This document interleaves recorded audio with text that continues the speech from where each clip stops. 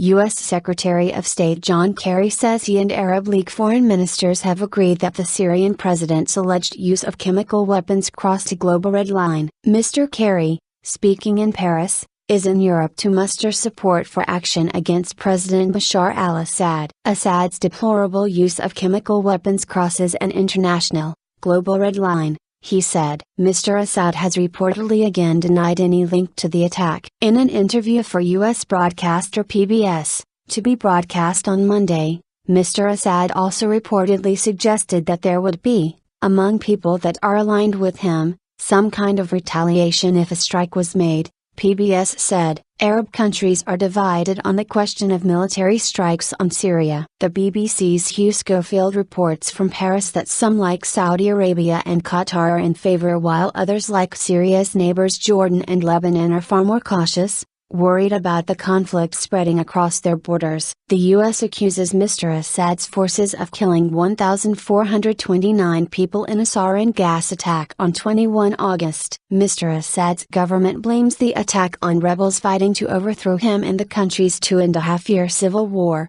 which has claimed some 100,000 lives, according to UN estimates. There are reports that rebel forces have taken control of the historic Christian town of Mela, north of Damascus. No military solution. Mr. Kerry was speaking at a news conference after meeting Arab League foreign ministers. Referring to Mr. Assad's regional allies in Lebanon and Iran, Mr. Kerry said, "It is clear that if we don't take action, the message to Hezbollah, Iran, Assad will be that nobody cares that you have broken this 100-year-old standard." Syria's civil war, he said, was going to require a political solution. "We have repeated and I repeat every time I stand up and talk about it, there is no military solution," Mr. Kerry continued. "What we are seeking is to enforce the standard with respect to the use of chemical weapons." He said that all the Arab League foreign ministers at the meeting had agreed without exception that the use of chemical weapons had crossed an international global red line. Iranian Foreign Minister Mohammad Javad Zarif has said on a visit to Baghdad that a U.S. strike on Syria would be contrary to the UN Charter. In Mela,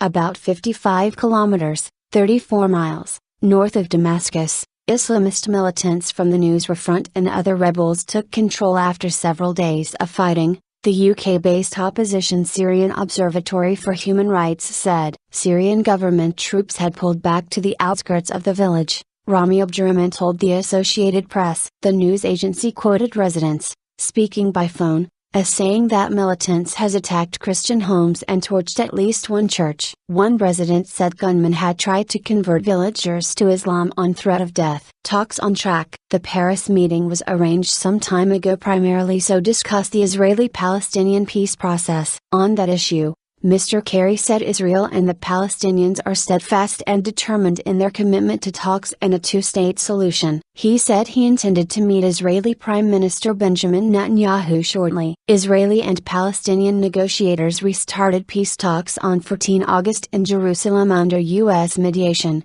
after a gap of nearly 3 years. As part of the process, Israel agreed to release dozens of long-serving Palestinian prisoners while the Palestinians were expected to refrain from upgrading their membership of UN agencies. However, disagreement over the construction of new settler homes in the West Bank and East Jerusalem has dogged the negotiations. In a joint statement with Mr. Kerry, the Arab League foreign ministers expressed their full support for his efforts but expressed concern about continued Israeli settlement activity and unilateral Israeli actions in Jerusalem that create a negative environment. About 500,000 Jews live in more than 100 settlements built in the West Bank and East Jerusalem. The settlements are considered illegal under international law, though Israel disputes this.